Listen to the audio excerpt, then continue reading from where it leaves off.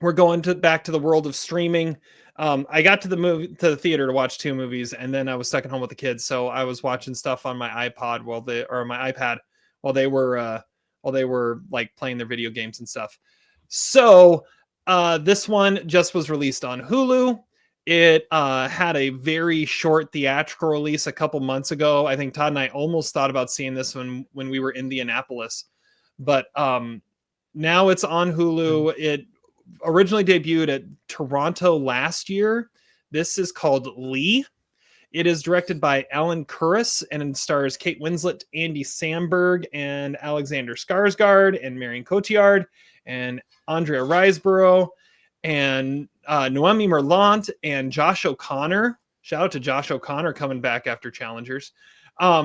Lee is a true story, based on a true story, about a woman named Lee Miller, who has become known as one of the greatest war correspondent photojournalists of our time, as she covered World War II on the ground in Europe, as really the only female war correspondent on the ground, as she worked for Vogue magazine. This is played by Kate Winslet. Her assistant going through is Davy Sherman, played by Andy Samberg. Her husband is Alexander Skarsgard. This movie was a really fascinating story, watching her go through this whole ordeal, and watching her experience the war through her camera lens, while she's also kind of telling the story as an older woman to someone who is interviewing her. And that's where Josh O'Connor comes in. Kate Winslet is Kate Winslet. She gives a great performance as always.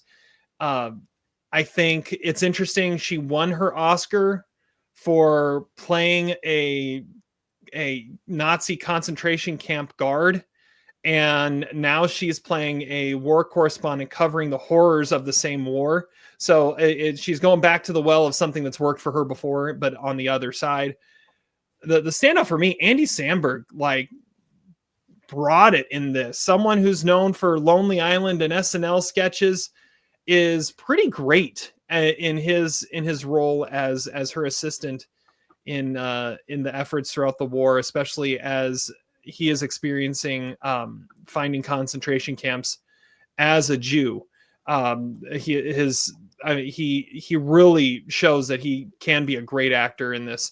I think it'd be a great companion piece if you want to do a cool double feature with One Life with Anthony Hopkins that came out earlier this year. I think it would work really well. This is one of those movies that has that is a really great movie, but ultimately you feel like it's going to get forgotten in the process too. Like, it's one that you watch and go, "Oh, this was awesome! This is a great movie." Is it going to stick in my head? And that's really where I'm stuck at right now. I have it right on the border of 3 and 3.5. Right now I have it at 3 and 3.5. I'm probably no, I'm going to drop down to 3. I'm going 3 stars, partially because of it's got this forgettable factor, and I didn't love the ending. I thought the ending got a little too gimmicky and did more than it needed to really tell this story well. So yeah, I'm going to drop it down to 3 stars for Lee. Todd, where are you at? I know you saw this. Zach has not seen this yet. Yeah. So this is Ellen Kuras's first theatrical or first film, I guess. Or she made a documentary. It was not got nominated for an Oscar, but she previously was a cinematographer before this. It kind of reminds me of, like, I mean, Matthew Heineman directed A Private War, which is another movie about a war photographer. That was his first actual non-documentary film. I don't know what it is about that, but I mean, there's got to be something there where they're just like documentarians are fascinated by war photography. But this is a very standard sort of biopic. You get the person telling the story to the younger person. Josh O'Connor is everywhere right now, but it's like all that stuff just felt so normal. But yes, Kate Winslet is a reason to see this movie, and that's the reason why we know that movie exists. She was nominated for a Golden Globe, I believe, for this, and I could see this being a weird kind of like last second Oscar nominee, maybe a little Tommy Lee Jones action there. But it's fine. It's an interesting story, and I'm at 2.5 stars. I'm I don't really think I'm gonna remember it. You kind of said that too, and but it is one of those things that like I could have seen a documentary about this, and I would have thought it would have gotten the point across the exact same way. But we get more Kate Winslet nude scenes and whatnot, so I mean, I guess that's good too. There is that, yes. Yeah, I see what you're saying. It could have been a documentary. It is kind of a standard biopic too, and maybe that's why it's somewhat forgettable. Is it doesn't? It's another great story about a fascinating character in history, but not necessarily told in a way that's going to make you go, "Oh yeah, I'm going to remember that." But I still enjoyed watching it, and yeah, it's never boring. I mean, it's well Yeah. shot, and it's an interesting story. I'm not gonna think about this movie next week.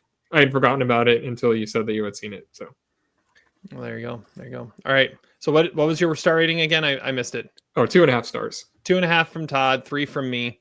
It is on Hulu right now if you want to catch it. So